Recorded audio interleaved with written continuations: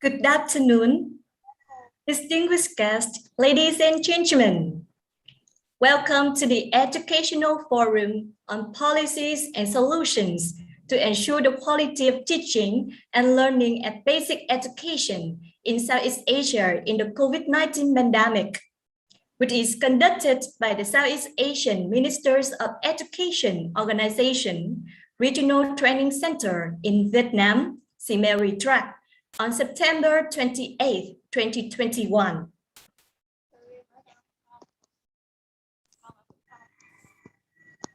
The forum is organized back-to-back with the SEAMEO RETRAC's 24th Governing Board meeting. It is conducted on the Zoom platform and streamed on YouTube Live. I am Huân Ngọc Thảo, Program Officer from the Division of Education from SEAMEO RETRAC. Thank you for joining us today.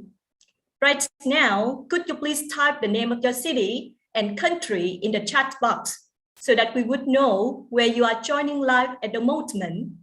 And if you want to interact with us, please feel free to send us your questions in the chat box. Our team will approach you shortly. Thank you.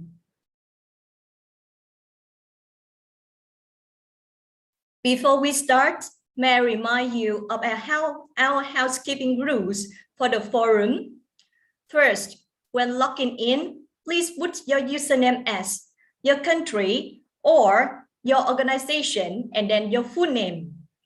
Second, please use chat box function if you have any questions for our speakers. And finally, please keep your microphone muted to enable the speakers to present without any interruption. On the section is being recorded.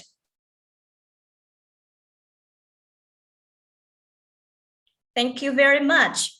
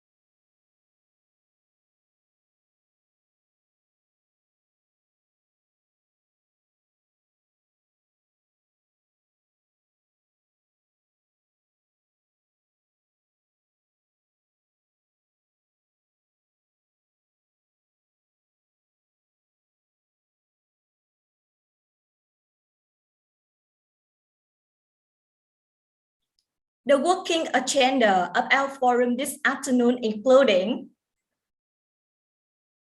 for the schedule of the forum, we will start at 1:30 until 5 p.m. Vietnam time.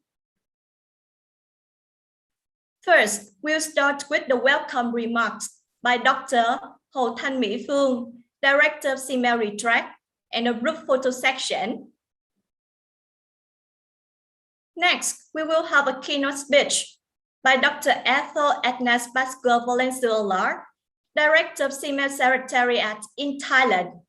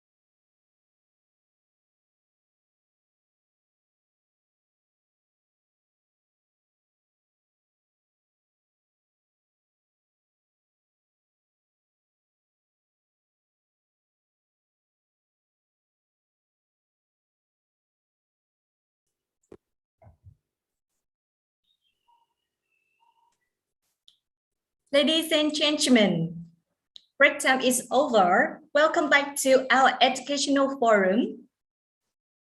If you are still available in our Zoom meeting, can you give me a like or type yes in the chat box?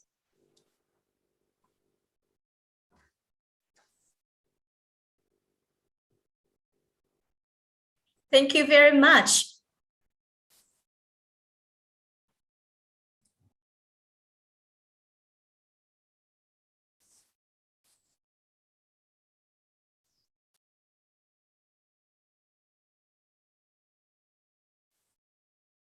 Dear distinguished guests, ladies and gentlemen, welcome back to our educational forum.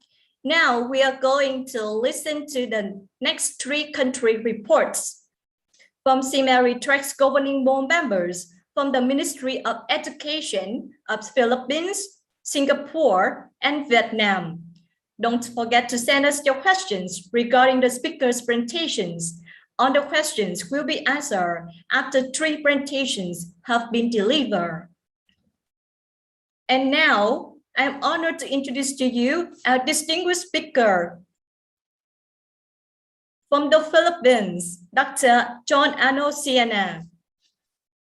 Dr. John Ano Siena works at the Department of Education as Director 4th of the National Educators Academy of the Philippines, the learning and development arm of the department. Prior to his stint at NIP Central Office, Dr. Siena has served in the Department of Education Field Office as Assistant Schools Division Superintendent in Sagay City and Bacolod City, Schools Division Superintendent in Sagay City, Escalante City, and Aceh Province. Assistant Regional Director and Regional Director of Regional 6 Western Visayas. He has been a classroom teacher for 14 years at Philippine Science High School, where he also served as Chief of the Curriculum, Instruction and Student Services Division and Head of Humanities Unit. He holds a Bachelor in Secondary Education degree, major in English, Master in Education, major in English as a second language, Master in Communications, Master of Development Management. He was awarded Outstanding School Paper Advisor during the 1998 National Schools Press Conference in Tacloban City and Most Outstanding Faculty Member of the Philippine Science High School, Western Visayas also in 1998. Dr. John Ano Siena will give his speech about basic education response to the COVID-19 pandemic, the Philippine experience. Now, please welcome Dr. John Ano Siena. Thank you very much, Madam MC. Can you hear me? Yes, I can hear you. Yes, just allow me a few seconds to share my PowerPoint presentation.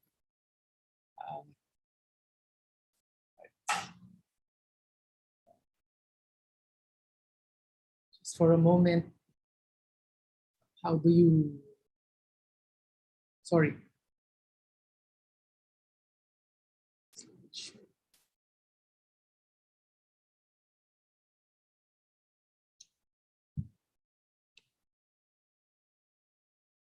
Can you see my screen now? Sorry. Yes. Yes, okay, that's great. Thank you very much.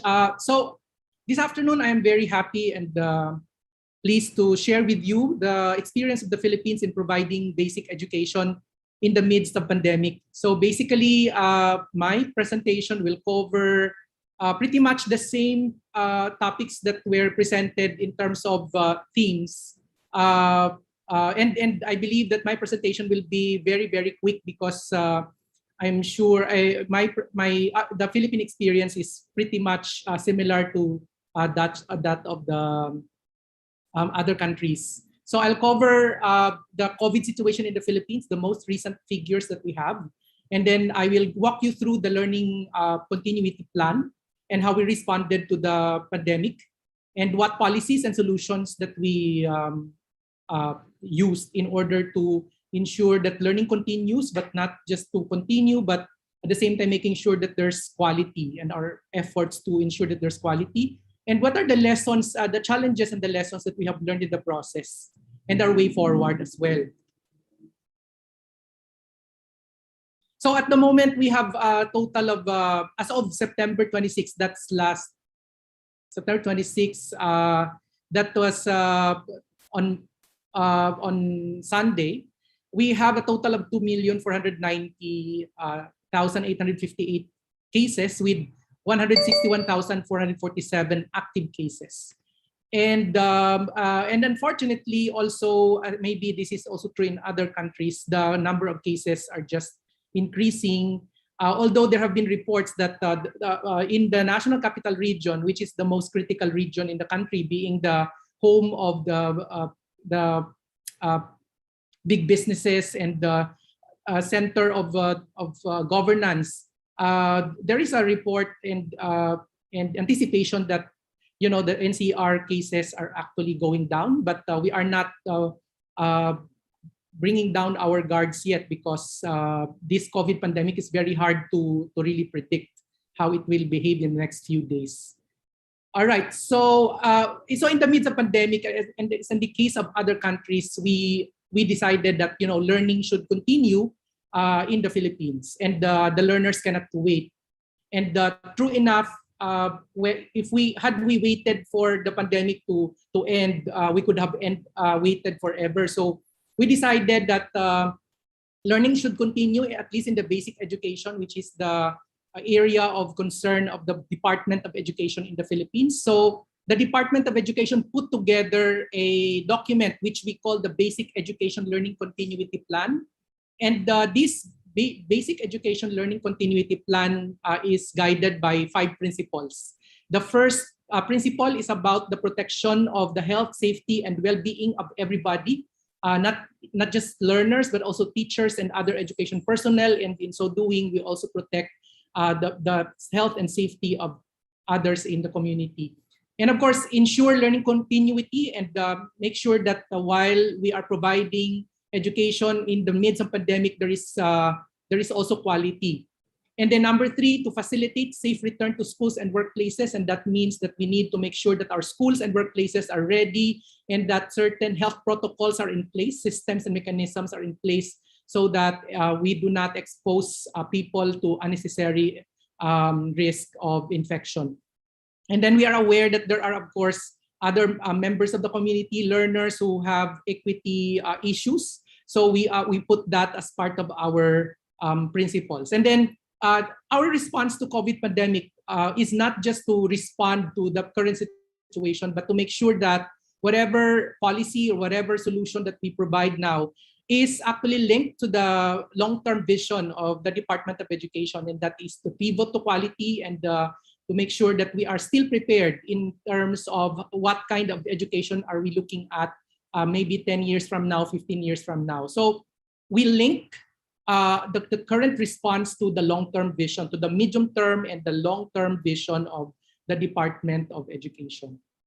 So having said that, we looked at the curriculum, and definitely, given the curriculum that before the pandemic, we could not possibly cover everything in that old curriculum. So we decided that the K-12 curriculum will have to be reduced and renamed these reduced competencies as the most essential learning competencies. When we say most essential learning competencies, these are competencies that are enduring, that are very core for the learners in order for them to continue to develop the skills to continue to learn, and not just to take in new information from the teachers, but really to equip themselves with those skills that will allow them to continue to learn on their own as well. And then we looked at so that's what the content of the curriculum should be in the pandemic. And then we looked at what are the distance learning modalities that we can actually use under the circumstances. So definitely face-to-face is not an option for the Philippine schools. And in fact, the president decided to reject any proposal at that point in 2020 to even experiment on the face-to-face modality. So we looked at online distance learning, we looked at modular distance learning, TV-based instruction, radio-based instruction, or a combination of any of these, or what we call the blended learning in the distance learning delivery modalities. So the schools were asked actually to make a survey and to make a study of the learning delivery modality that will be appropriate to their own context. And based on their assessment, based on the resources that they have, based on the preference of the parents and the learners, and based on the support that they can get from the community, they made that decision. Okay, and based on our survey, on our study on the learning delivery modalities that were adopted by the schools, around more than 90% of our schools, out of 46,000 schools all over the country, more than 90% of them decided, oh, it should be a modular distance learning print. And 10% or less than 10% went into modular distance learning, digital, online distance learning, TV-based instruction, and radio-based instruction. So this is the profile of the schools that have implemented the distance learning delivery modalities in the Philippines. So we opened classes on October 5, just to have a little what you call this historical background. We ended our classes sometime in March of 2020, and virtually for many of our schools it was a virtual graduation, March and April. And then originally we set August of that year for the opening of classes, but because of the time of preparation for the opening, we decided to move it to October 5 in 2020, and it ended on June 5 this year, 2021. So in order for these classes to be opened and to respond to the learning delivery modalities that were chosen by the schools, specific learning resources were developed for various modalities and available technology. So we considered low technology, medium technology, and high technology. So we are talking of not just of online platform, but we're looking at radio, we're looking at text messaging, we're looking at TV, for example, and develop the learning resources that will be responsive and that will be complementary to the learning delivery modality that was chosen by the school. So we had printed and digital self-learning modules for those 90% of the 46,000 schools that decided that their modality will be printed. Okay, and then we converted also these these self-learning modules into digital files so that they can be deposited in an online platform or even in USB or any storage drive. Then we also developed learning videos for our TV-based instruction and radio programs for radio-based instruction, and some supplementary materials and activity sheets that can be provided to the learners. So and again, these self-learning modules and other learning resources, in fact, even the learning videos were made available online via the DepEd Commons, which is an online platform to a certain extent, a learning management system that our teachers and learners can actually access. This is a whitelisted site, meaning to say that if teachers and learners access the site, then the bandwidth usage will be very low, if not totally free. And we also trained our teachers and school leaders on the most essential learning competencies, as well as the pedagogy and assessment that should go with the teaching of the curriculum, because essentially this is a new delivery modality that will require different delivery strategies. So the pedagogies of the distance learning as well as the assessment were part of the training of the teachers, as well as the use of technology, especially for those that are using the online platforms as their distance learning modality. And then there are also specialized trainings that are decentralized at the school level, at the division level, and even at the regional level. So each of the offices in various levels actually provided specialized trainings depending on the need and the context of the teachers and the learners in their area. And then right now also we are developing the professional development curriculum for teachers that will allow us to also rationalize the kinds of trainings that we provide to teachers according to their need and according to the context. So, and then also we issued a DepEd order that looks at assessment to focus on the holistic development of the learner via varied strategies of assessment instead of just doing the usual assessment paper and pen. So definitely your learning assessment will have to change with the learning delivery modalities. And then it is also very noteworthy that a lot of our schools and divisions and regions, and even at the national level, actually mobilize their partners in terms of providing resources for the learners. Because, well, if you look at resources that are controlled by the government, it would not be enough to provide for everybody, especially with respect to providing the gadgets and similar provisions for the learners and teachers. So we had partners who had to provide laptops or cell phones or even connectivity and learning resources and even training of teachers. And then we also hired learning support aides. These are not teachers, but these are members of the community who may have the capacity to provide the learners with the kind of support that they need while they are undergoing distance learning modalities. And then there's constant monitoring and reporting at the national level. So every week, the secretary is requiring all the regional directors to gather the data coming from the ground to report the progress of the implementation of the learning delivery modalities in the different schools and to report issues that might have come up and also to discuss and explore immediate solutions and if at all there are solutions to those issues and concerns. And so that's how closely we were actually monitoring all these implementation arrangements under the pandemic. So what were the challenges that we've met? Of course, because you have 90% of the 46,000 schools requiring printed self-learning modules for the different grade levels and for the different subjects. You have grades from kindergarten to grade 12, and then you have an average of 8 subjects. So it will really require massive printing of self-learning modules. And this is where our issue also focused on, because the development of the self-learning modules in the alone is already a product of a long process. And the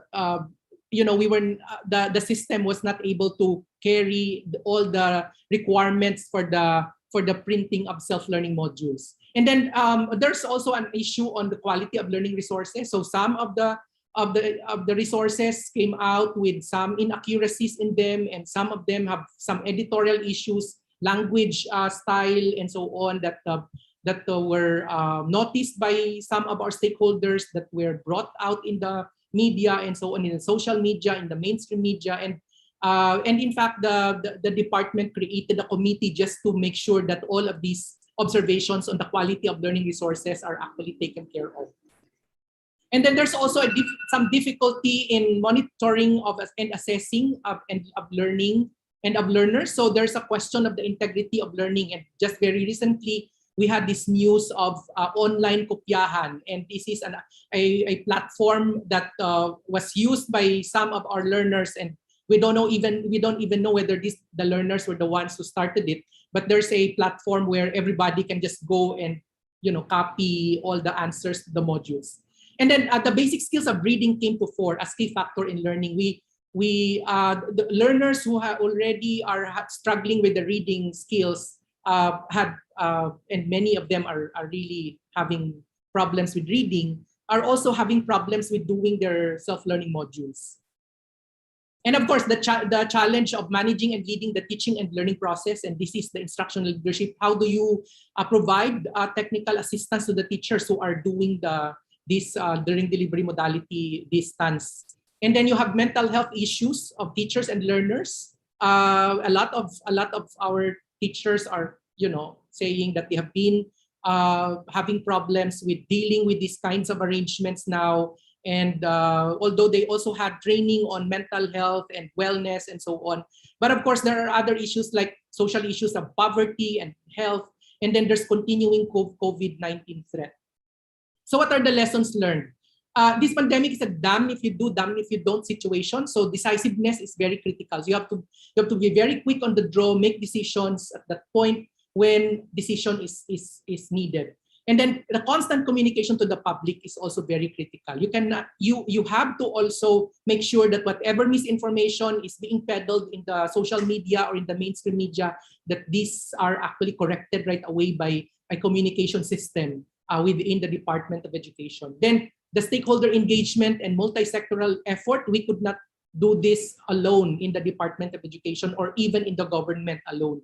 We have to engage our non-government partners, our multilateral partners, in order to make sure that we put together our efforts so that we can ensure quality continuity of learning. Social media was an ally, so we have to use it strategically, and then be quick to adjust your plan. So no matter how beautiful your plan is, you have to make sure that when things change, you are able to make those adjustments that are needed. Systems thinking, you need to look at the whole scenario and see to it that all the other parts of the education system are also considered when you are making adjustments as well.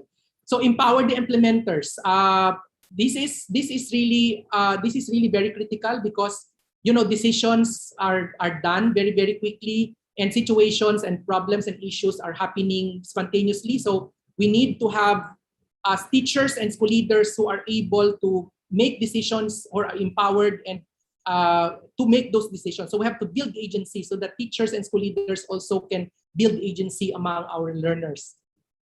So, and the learning continues. So this year, we are making some enhancements.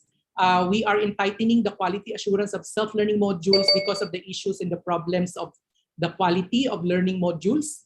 The integration of digital formats and TV and radio-based instruction to reduce dependence on printed format. The Secretary has been very, very vocal about, the impact of our dependence on printed materials on the environment. Because if we are spending billions and billions on paper and printing of self-learning modules, then we need to cut down as much trees in order to produce and to reproduce all these self-learning modules. And then we need to also maximize those materials and resources that were developed or have been developed by our partners, provided that these materials are aligned and are mapped to the most essential learning competencies and textbooks.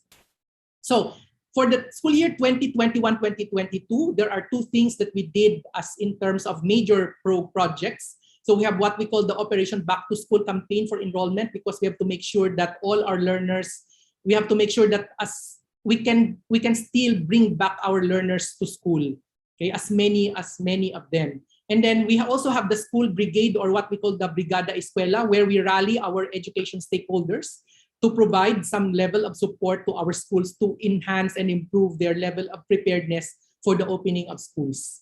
So our enrollment, and true enough, our enrollment just showed improvements in terms of the total number.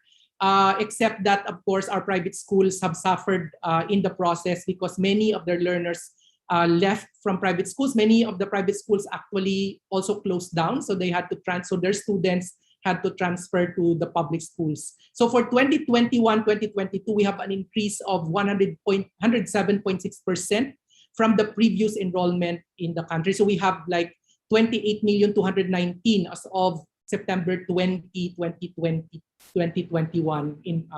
insofar as enrollment is concerned.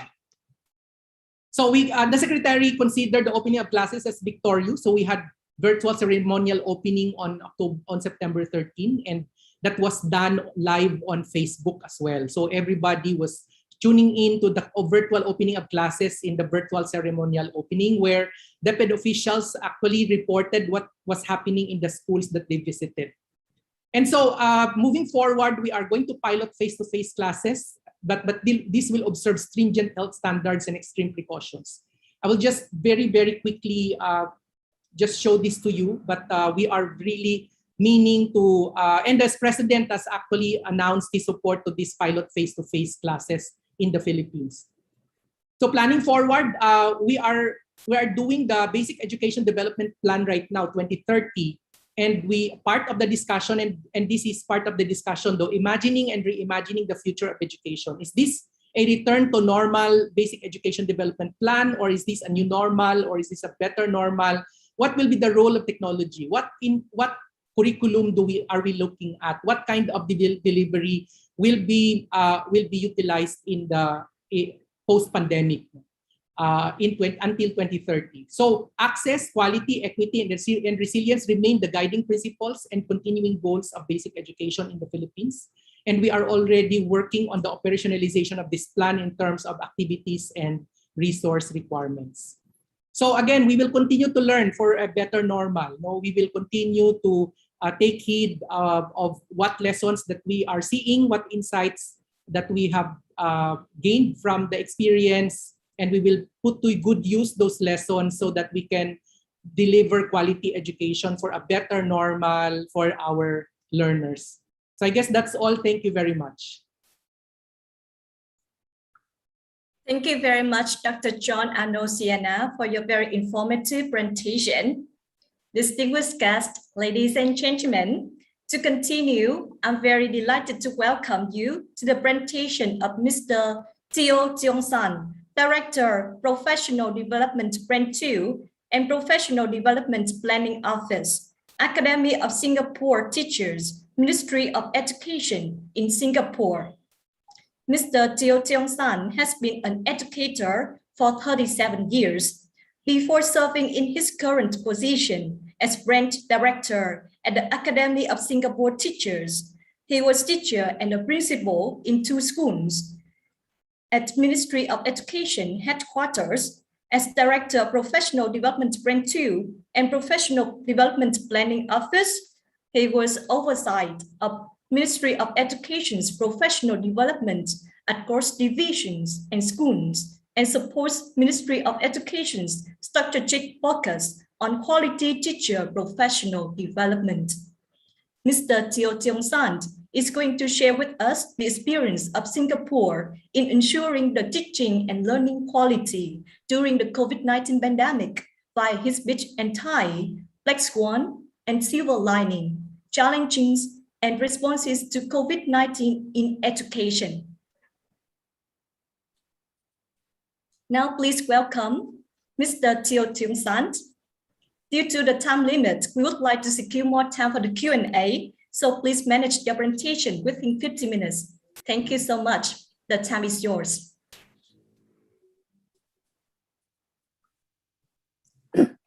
Thank you very much. Yeah, good afternoon, Dr. Yifeng, Dr. Valenzuela, REL RETRAC governing board members. Can you hear me?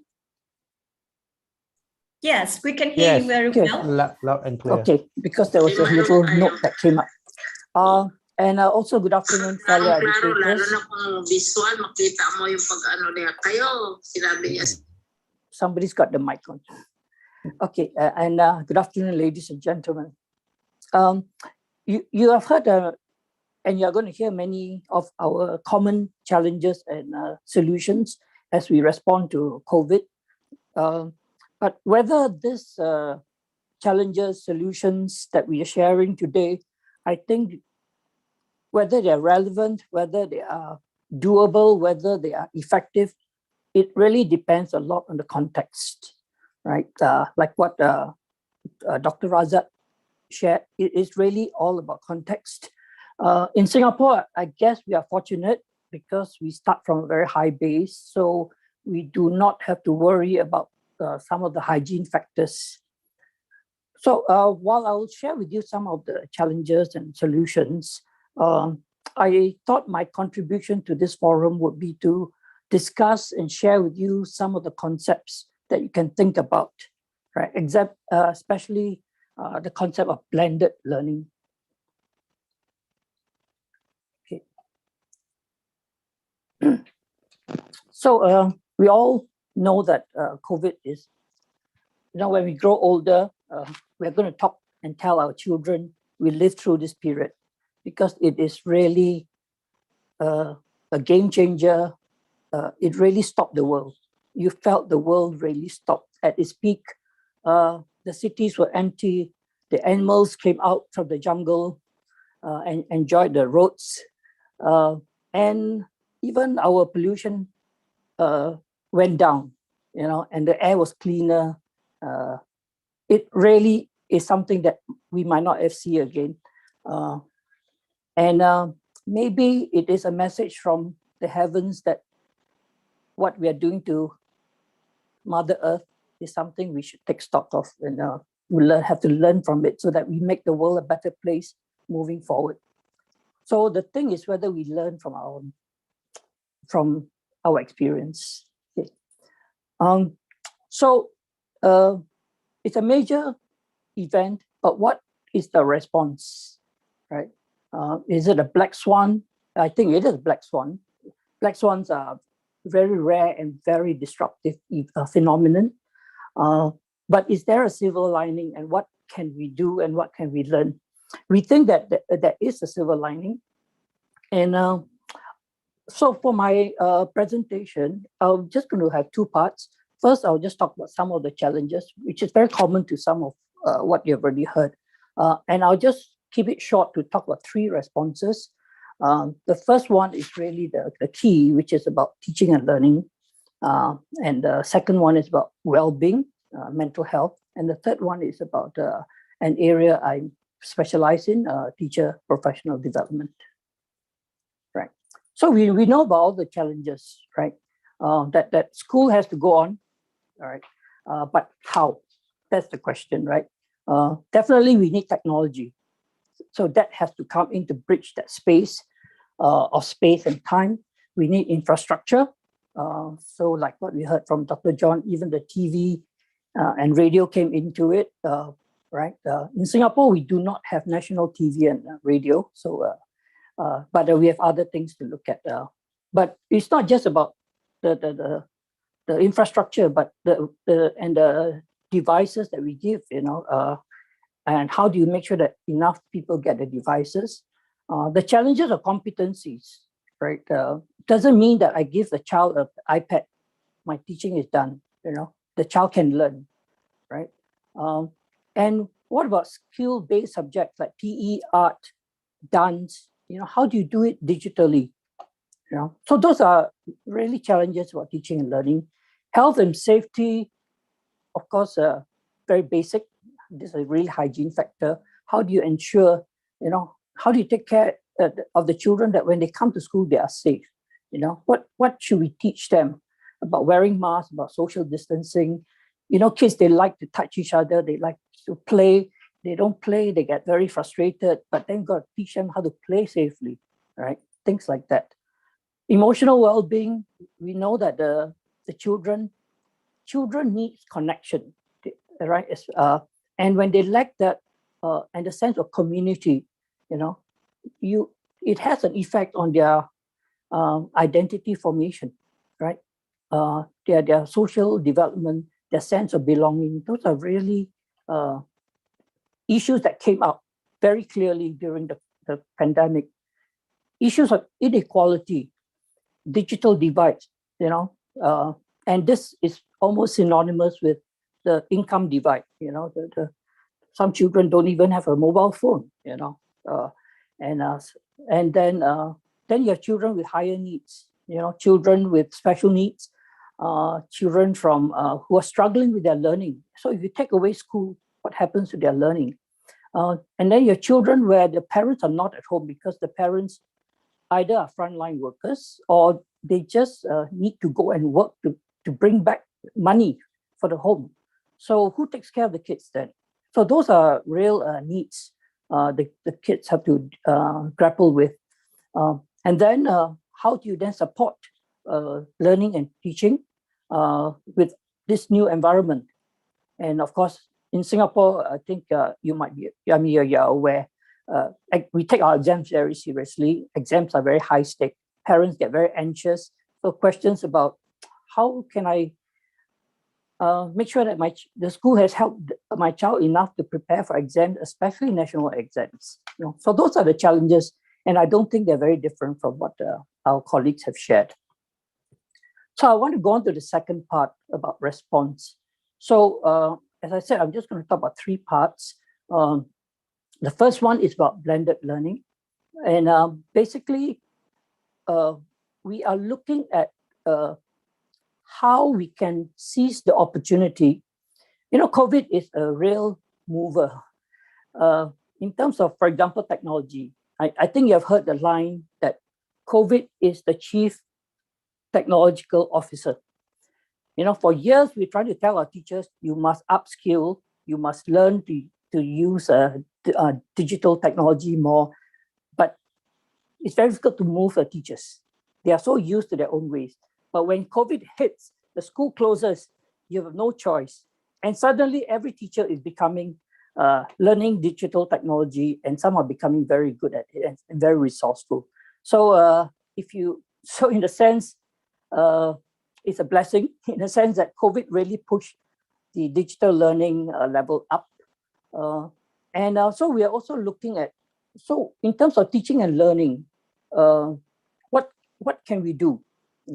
So now that our kids are going not in school all the time, so our big shift that we are trying to moving the needle is to make our students more self-directed. And this is really in line with what we've always, our big long-term goal of making our students future ready, right? And lifelong learners, right? So just want to share a concept of schools as watering holes. Most of the time, we see schools as a campfire, right? Those of us who have been in uniform groups like scouts and everything, you go to a campfire, everybody sits around in a circle, and the center of it is the teacher. The Scouts master is the one who conducts, who has the agenda, who controls the activities. So the teacher is the center of learning. So it's this concept of, I go to school because I need to learn. The teacher is the best person to teach me, and that kind of mode of learning tends to be one way, right? The teacher is the center. So in the 21st century and moving forward, it must be something like this. The new classroom is actually not the school. The new classroom is the world. The center of that classroom is the learner. So the learner will learn from the teacher, learn from mentors, it learns from peers, it learns from industries, it learns from internet. So the child becomes self-directed. The world is his classroom, he learns from it, right? And then he comes back, and the teacher's role now becomes different. The teacher is not the giver, the transmitter of knowledge and skills, but the teacher now becomes a facilitator that connects the learning of the various students with one another. So the school becomes a place of co-creation of new knowledge that the children have picked up from outside coming in. So that is the idea of a watering hole versus a campfire model. So can our schools in the future be like that? Where the students don't always have to come to school, right? So that is our big challenge, to really realize this vision of a self-directed learner where he learns from the world and comes back and reconnects in the school, right?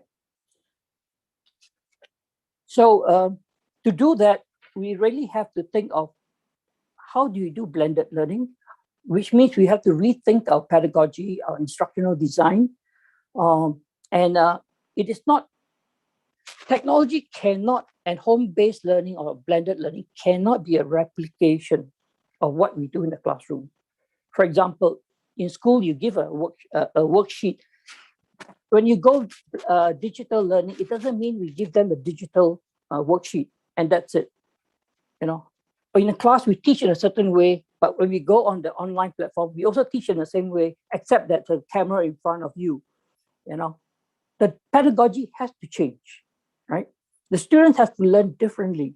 You have to engage them in different ways. Otherwise, they will get bored, right? How do you get our students to do meaningful learning in their own time when they are not in the classroom, you're not supervising? So those are new dispositions and new competencies that both our teachers and students need to acquire.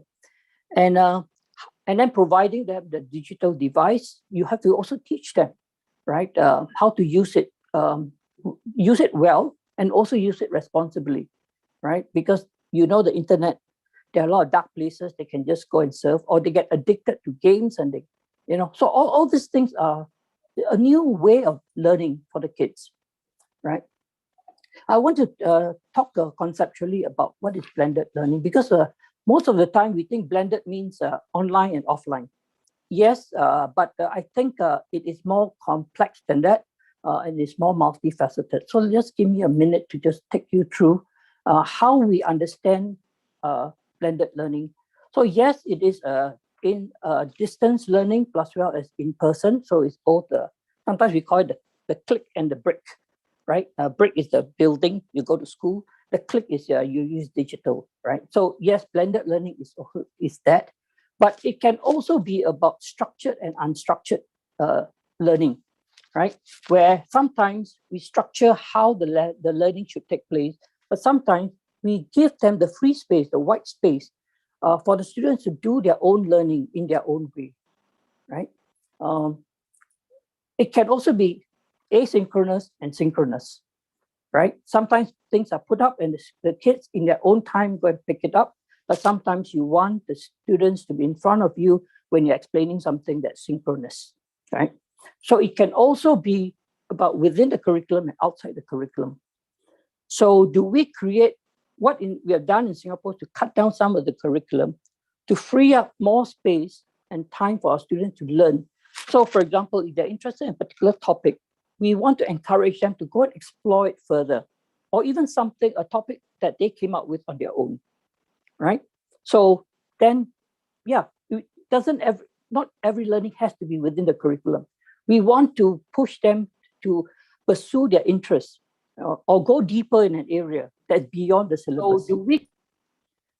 And it can, of course, be mediated and non-ICT mediated. We must not think that blended learning must always be digital, right? It's not always about technology. It has to be a mixture. The question is whether it is meaningful. So just overall, so this is what we believe our ecosystem of blended learning, right? It is a system where there is regular, we emphasize the word regular because we are saying that even when there's no COVID, there will be days the kids don't have to come to school. So blended home-based learning is going to be regular and complementary to normal schooling, right? And it must be a variety of learning experiences. So it's like what I explained, there are various aspects to it, and it must be seamlessly connected with each other. There must be a certain, that's why I talk about the instructional design. The curriculum must be structured in such a way that it allows for these different modalities of learning, but in a very seamless way. We just don't do something for the sake of it and say, oh, this is now technology time. No, this is now pen and paper time. This is your own time. How do you weave them coherently so that it's meaningful? Otherwise, if it's just pieces that are not fixed together, not like, right. And of course, what kind of platforms do we use? What kind of tools do we use? What kind of digital devices should we use?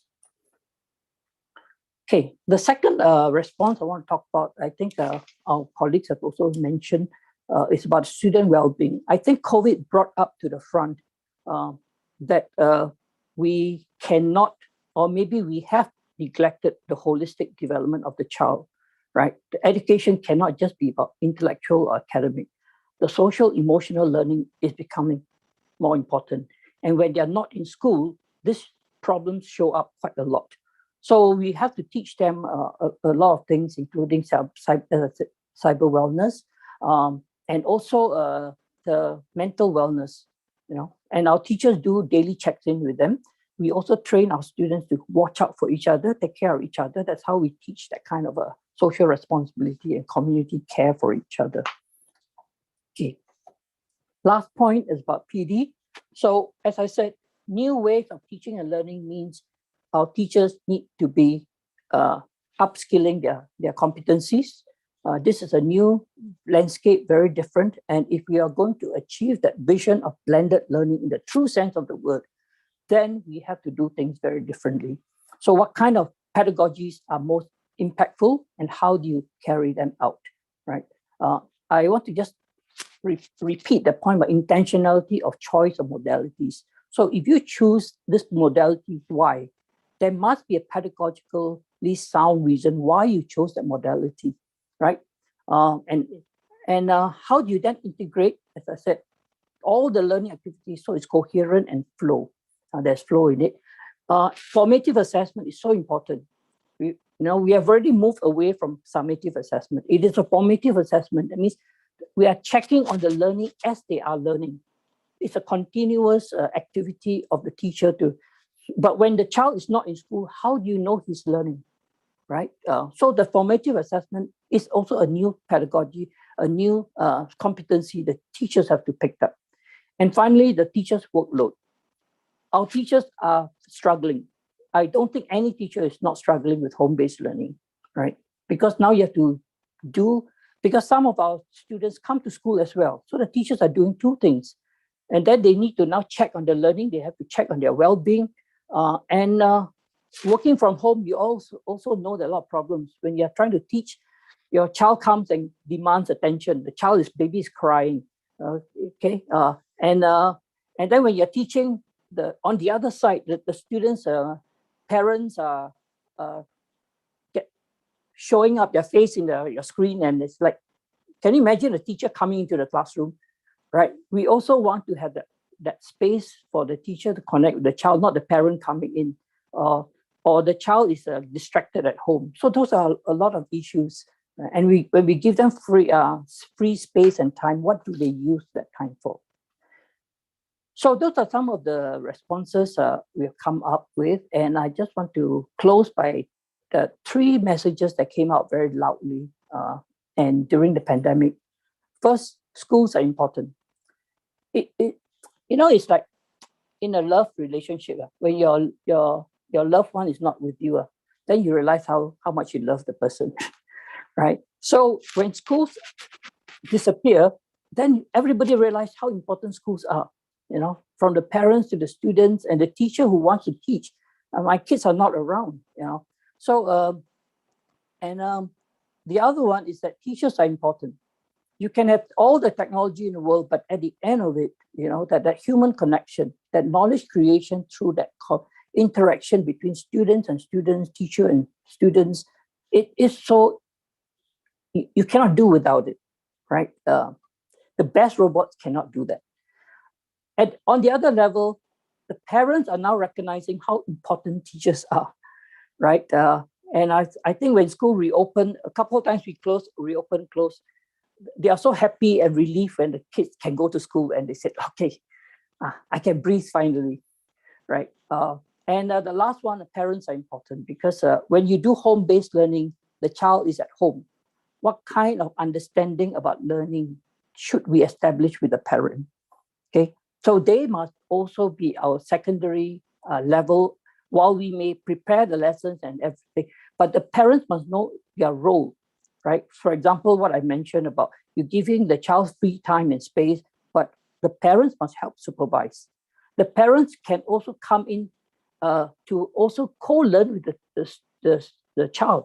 If the child is interested, for example, in collecting ants and making ants nest at home, the parents can come in and be a partner in that project.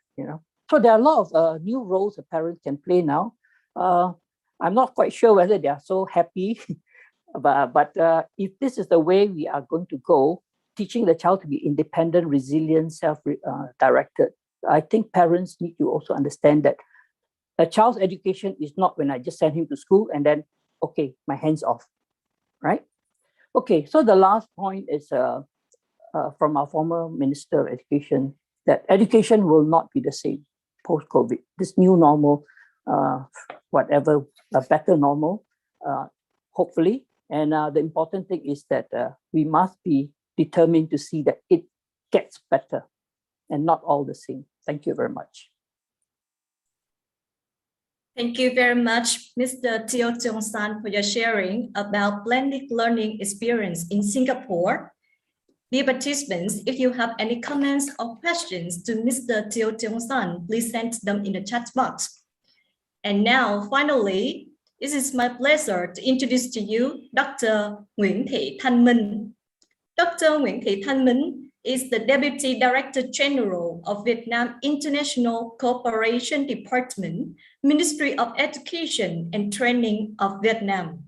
She was in the position of Head of International Cooperation Department for 8 years, Dean of Business English Faculty for 2 years, and especially, she was the founder of the Faculty of International Education in Foreign Trade University, where on the joint training programs between Foreign Trade University and foreign universities are running very well and attract thousands of students to come to study. She has 6 years experience, 2011-2017, in charge of supervising on joint training programs in Vietnam, on scholarship schemes by the government of Vietnam, supervising on Vietnamese students and lecturers abroad and foreign students and lecturers in Vietnam. Now, she is in charge of international cooperation in education in Vietnam and has participated in drafting many legal documents in the education cooperation field. Her presentation is about Vietnam's responses to COVID-19 in the education sector. Now, I invite Dr. Winkei Tanman to present her talk.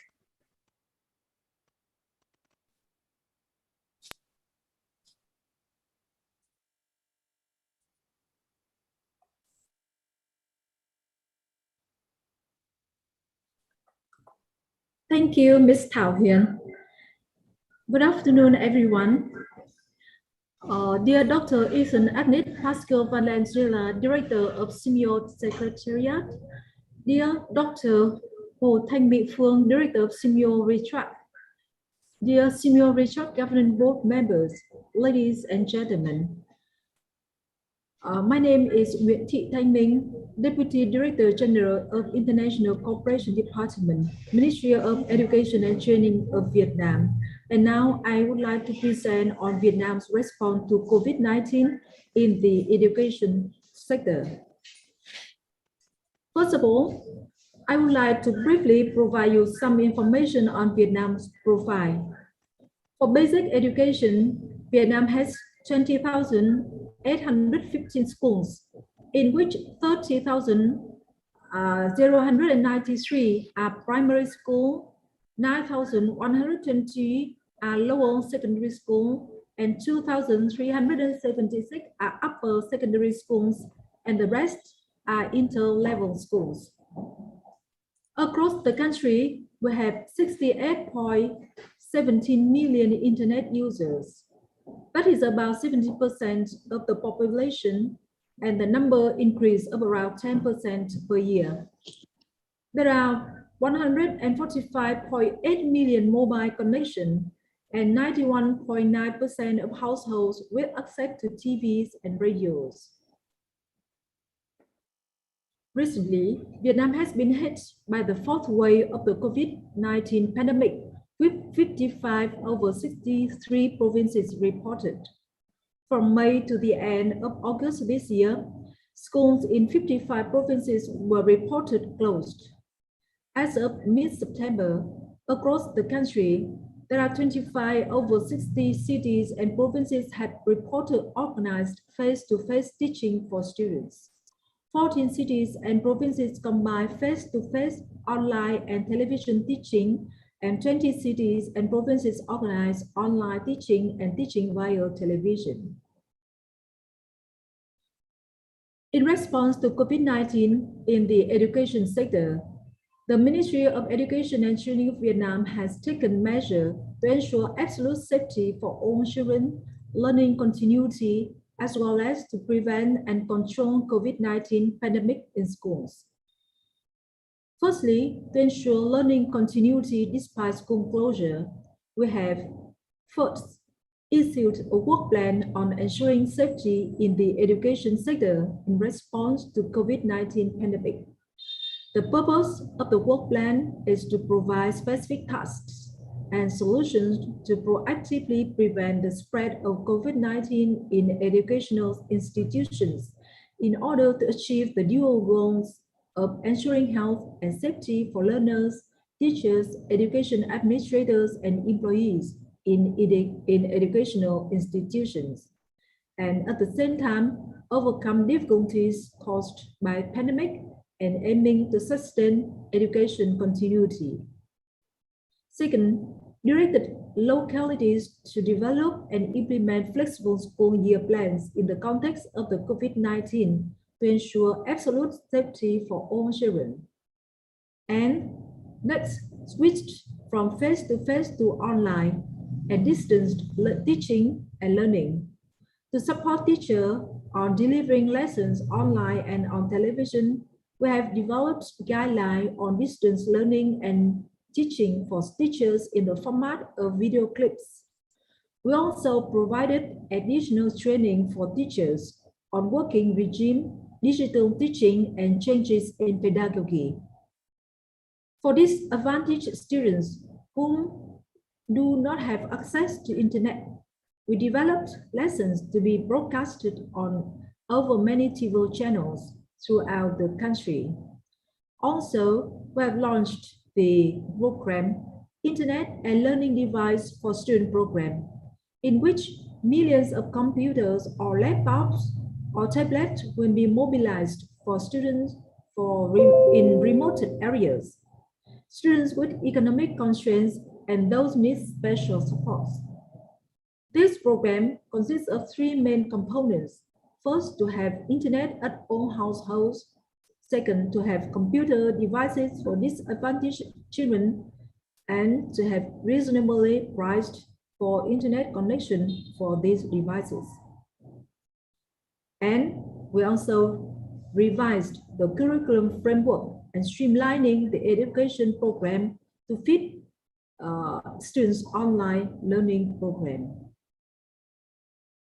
Secondly, our priority is to ensure the well-being of teachers and students. For preschool students, providing online trainings and guidelines for parents and caregivers on nutrition and childcare education. For elementary and secondary students, we provide guidelines on ensuring securities and safeties in teaching and learning online for students to control and prevent for cyber risks, scams, harassment, and bullying of children. The ministry also seeks coordination from localities to take measures to support teachers, workers, educational institutions affected by the COVID-19 pandemic to overcome difficulties. And to prepare for school reopening, our ministry has directed localities to develop and implement school reopening plans to ensure the students and teachers are safe when they return to school. The school year plan needs to be flexible and feasible in order to facilitate the students' learning in the context of COVID-19 that may be prolonged. We need to pay special attention to marginalized, the vulnerable children to ensure that they will come back to school. Those coordination between teachers, school, and families are very important. Also, we have developed specific measures to reinforce and consolidate knowledge for students so that they can catch up with their learning. Like I mentioned earlier, MOAC has directed localities to develop and implement school reopening plans. Localities has developed a set of safe school criteria, which provides specific guidance with three key moments: students' entry at the school gate, students studying at school, and after leaving the school. The criteria helps to ensure maximum safety for children and enable localities to implement constantly. For best practice and lesson learned, see that reality has proved that this is not a one-time occasion, and there is always a chance for similar relapses. Thus, preparation for sustainable solution is a must. In the long term, the focus of support should be customized to better target students for vulnerable groups such as those with economic constraints, domestic violence, or learning difficulties. These are considered in critical needs for mental support and guidance. TV broadcast and printed material work more effectively with these groups since many of them cannot afford personal digital device to access online-based sources. Home-based counseling for whole family and extra aid and support for parents are also necessary to help the children to re-engage to academic work or come back to school life, as many of these have opted to drop out due to psychological difficulties caused by alternative online learning modes during school shutdown, besides economic issues. Finally, we need collaboration of all stakeholders, from policymakers, educational authorities, school leaders, teachers, and the community in order to overcome the negative impacts of this pandemic. Yeah, that's all I want to talk about. Thank you very much for your listening. Thank you very much to Dr. Winkei Tanman for your presentation.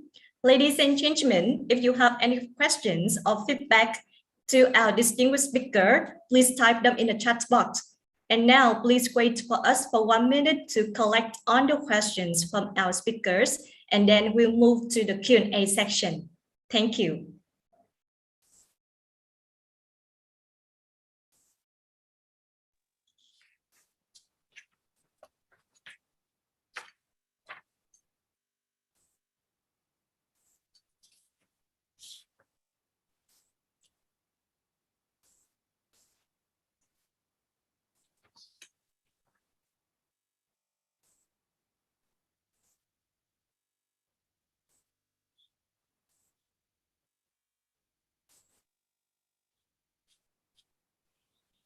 Now, distinguished guests, ladies and gentlemen, we are going to the Q&A section.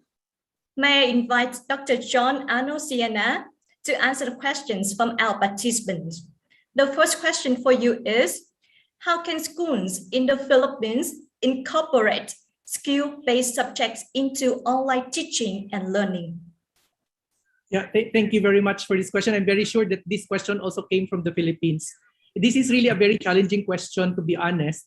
In fact, this is one of the topics that we have been talking about in the National Mancom, because especially in the technical vocational subjects where you really have to make sure that the learners are able to demonstrate those specific skills. And this is also the reason why we have been asking for limited face-to-face, especially for the TBL subjects, because that will really allow the learners to demonstrate that. The online teaching and learning can actually, in theory, we can actually incorporate skill-based subjects by making sure that, for instance, that if this is online, right? If this is online, then the student should be able to show via video, via teleconferencing, if they have access to videos in their laptops or in their gadgets, to show how they're actually showing the skills, how they're actually demonstrating the skills. So that is theoretically very possible if you have the appropriate technology. Unfortunately, if you notice in my presentation, more than 90% of our schools are using the modular distance learning, and in which case you don't really know whether the learners are actually doing the skill-based competencies in what you call this in the subjects, right? So this is really a real challenge in the context of the Philippines, knowing that majority of our schools are doing modular distance learning. But for schools that are using online platform for teaching and learning, I know that a lot of our teachers also are very innovative in incorporating skills-based lessons in their online teaching, and that the learners are able to demonstrate this. And based on the research that has been done by the Department of Education, even in schools that are using printed learning delivery modalities, they're also using other modalities like online, for example, in providing support to their learners. But nevertheless, the answer to the question, it is difficult, and that's exactly the reason why we are pushing for at least limited face-to-face classes in the Philippines, so that we'll be able to also address this problem on skill-based subjects. Thank you. Thank you very much, Dr. Sienna, for your sharing the experience. And then we'll move to the next question. For the question number 2, our participant from Philippines asked you that, I believe that TV-based education could be a game changer in this pandemic, but it seems it died a natural death. Unlike the use of modular distance learning, is TV-based education still within the plan of Department of Education during the ongoing school year? First of all, I would like to comment on the phrase on the comment on it died a natural death. Actually, because I've been involved, and thank you for the question. Whoever sent this question, this is really a very relevant question. As I pointed out in my presentation earlier, the secretary is really very much vocal about using and the massive printing. And that is why she said that we need to make sure that we're able to use the technologies that are available to us to transition our modalities from printed distance learning to more digital and even TV-based education. Yes, while the schools that are adopting the TV-based education is quite limited, but we have been campaigning also. No, in the current, right now I'm attending a national MANCOM, and the secretary is really campaigning for the regional directors to take a look at the TV-based education, because that is also, as you said, this is a game changer. This is something that we can really explore and even exploit, because a lot of our families have really access to television sets, right? Yes, in the basic education development plan that I was talking about, TV-based education is still part of our education, Philippine education in the future. Yes, thank you. Thank you for the question. Thank you. And the next question. What has been done to ensure quality assessment in remote teaching and learning in the Philippines? Again, yes. Yes. Yeah. Our Philippine participants are very active, and thank you for this question. Yes, assessment has been an issue. No, I raised that in my presentation, that it's quite difficult to also make sure that there is integrity in the assessment of our learners in remote teaching and learning, and this has been the subject also of the discussion in the national MANCOM, or even in the education fora that we are conducting, and this is the subject of a lot of research on assessment. And in fact, the Department of Education has recognized this, and we are doing a massive training for teachers on assessment, and to make sure, and with more focus on formative assessment, how the teachers actually determine where the learners are, and to be able to provide that kind of sort of intervention to the learner, so that they can reach the learning standard that we would like them to reach at a certain point in the distance learning. This is really a real challenge. No, I'm not saying that there is an answer, that there is a definite answer to this question, but I would like to assure our Philippine participants that this has been the subject of discussion. But we always appeal also to the teachers, no? Those who are implementing in the field, that they are actually empowered to make sure that we are adhering to quality delivery of education, and also on the quality assessment, and to make sure that we capture honestly what the achievement of our learners, so that we can really determine whether they are learning or not. If they're not learning, then we need to do appropriate intervention for them. And that's exactly what it's all about. Thank you very much. Thank you very much, Dr. John Sienna. And now this question is regarding the presentation of Mr. Teo Tiong San. May I invite Mr. Teo Tiong San to answer this question. According to your experience and expertise, what are the best measures for both teachers and students return schools in post-COVID-19 era? Can we reopen schools when there are still positive cases in the society? Thank you. Okay, thank you. We do have cases still, and we know that the Delta variant is very infectious, and that is why for Singapore at least, we have rolled out the vaccination to all students from ages 12 and above.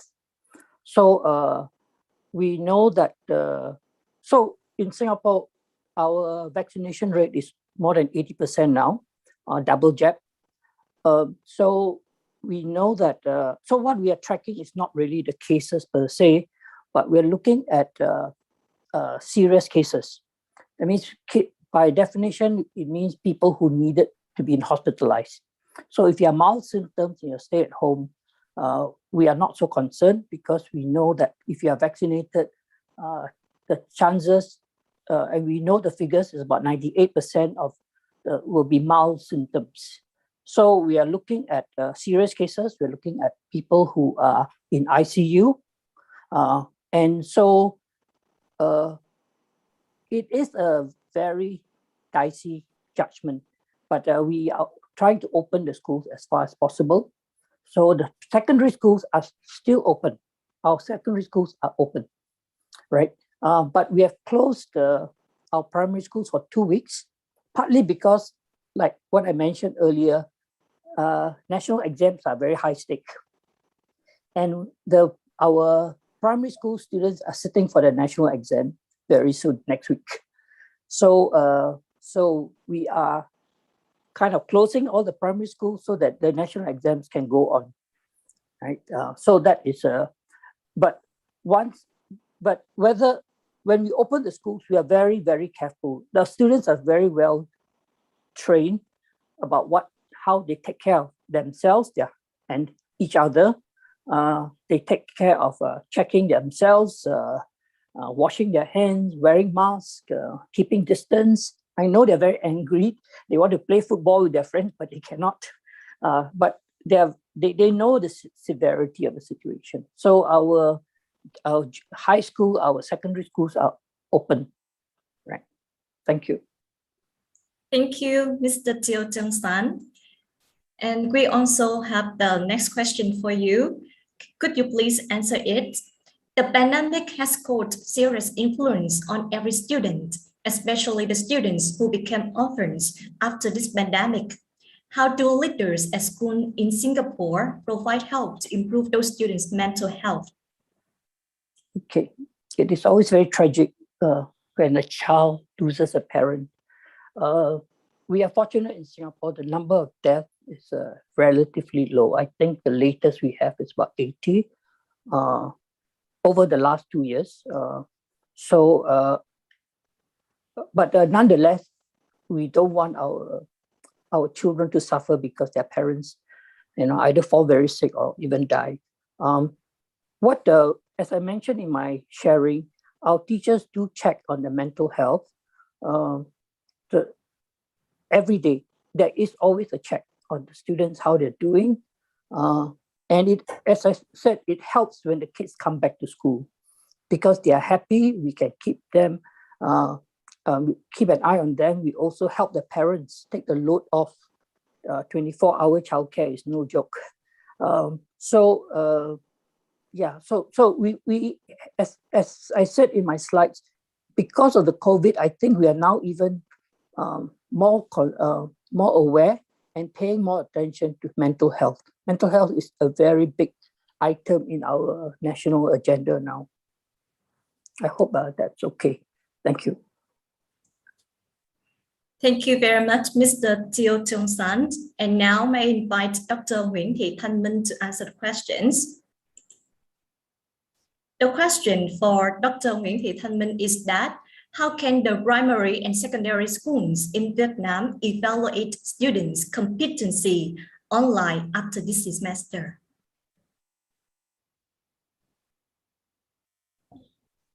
Yeah, thank you very much for your question. Yeah, this is a real matter. For online studying, we do not give the test or examination to our students. We just teach online, and especially we have the mental lessons, mental psychology for students before the lesson. Every day at 8 a.m., students will log in the channel or log in the computers, and there will be a psychology teacher talking with them for 15 minutes to ensure about their mental health, and then come to the lessons, and no exam and no test. We will leave the exam and test to the offline class later.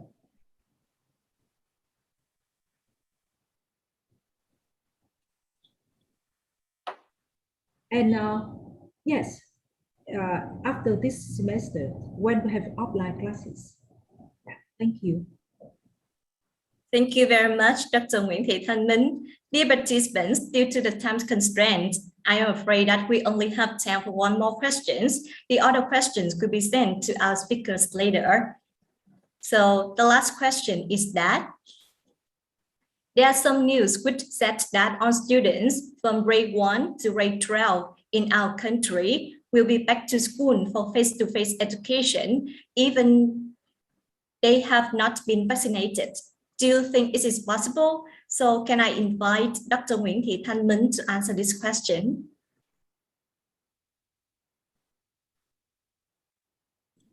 This is an open question, I must say, because it is still discussing.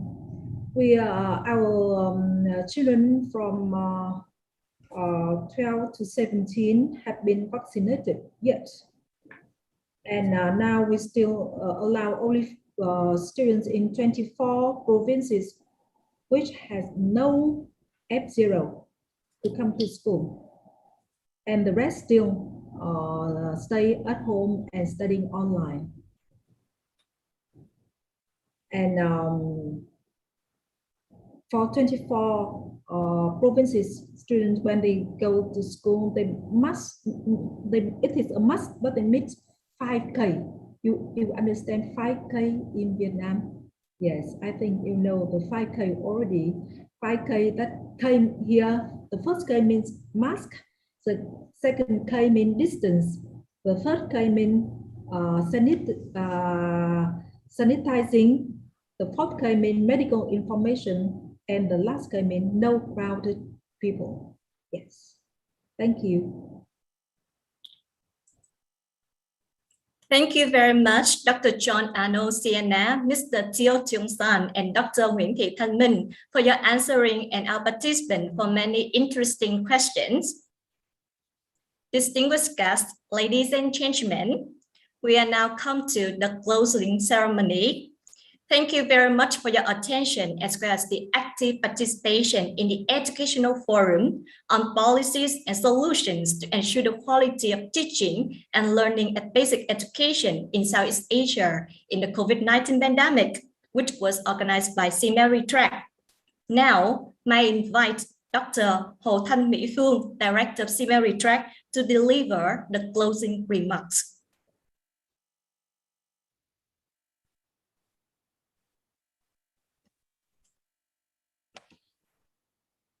Good afternoon again. Dr. Ethel Valenzuela, Director of SEAMEO Secretariat, distinguished governing board members, distinguished speakers and participants. During the 3.5 hours of the forum this afternoon, we have updated ourselves very much on the policies, the solutions, the practices, the challenges, as well as the achievements from the presentations of our speakers from many countries in Southeast Asia. I am very impressed to know how these countries have been doing to ensure the learning continuation and the quality of teaching and learning. We can see the similarities across the countries in terms of issues, challenges, and in the way to achieve the quality of teaching and learning. However, there are also unique solutions from individual countries with many different methods and models, as well as experience and lessons learned. All of those are very precious for us to learn from and to consider for application on suitable contexts.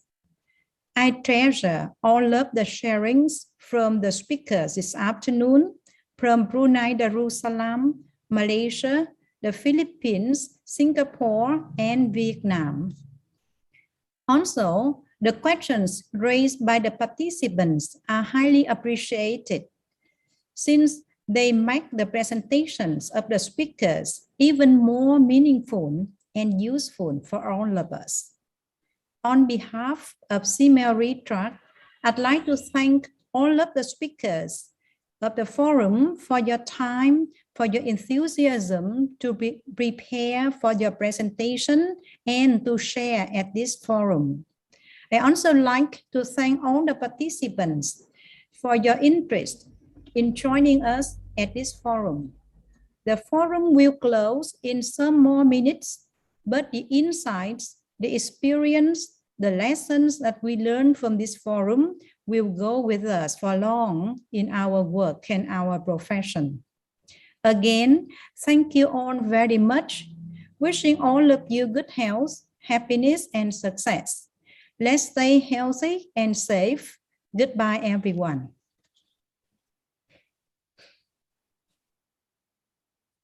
Thank you very much, Dr. Hồ Thanh Mỹ Phương. Thank you very much for all the distinguished speakers and participants joining with us today. Your attendance and contribution has contributed to the success of our event. Thank you for your support. Dear distinguished participants, ladies and gentlemen, before saying goodbye, please do not forget to help us complete the evaluation and certificate validation form by scanning the QR code or by clicking on the link sent by SEAMEO RETRAC staff. Your feedback will help us to improve the quality of our future activities. Please ensure the spelling of your full name and email address before submitting the form to us. We use a system to generate the certificate of participation according to your provided information. We are sorry for not being able to fix the certificate after sending it. Please check your email for any updates from us. Your e-certificate of participation will be sent to you by email soon. For any inquiries, please feel free to contact us by email. Again, thank you very much, distinguished guests and participants, for joining us today. Stay safe, goodbye, and hope to see you soon in the future activities. Thank you. Thank you and Thank goodbye. you so much. Everyone. Bye. Bye. Congratulations. Stay safe. Thank you very much. Thank you very much. God bless. Congratulations, everyone. Thank you so much, everyone. God bless. Be Thank you very safe. much. Goodbye. God bless. Take care. Thank Thank you. you very much. Congratulations po to all. Salamat po. Maraming salamat po from the Philippines.